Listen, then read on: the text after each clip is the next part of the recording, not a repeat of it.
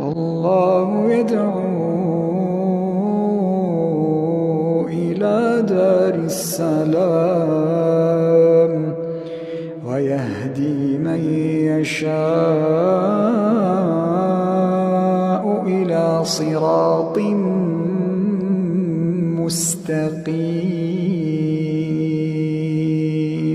للذين أحسنوا الحسنى وزيادة ولا يرهق وجوههم قتر ولا ذلة أولئك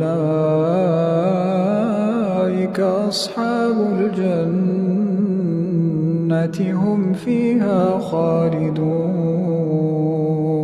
والذين كسبوا السيئات جزاء سيئة بمثلها وترهقهم ذلة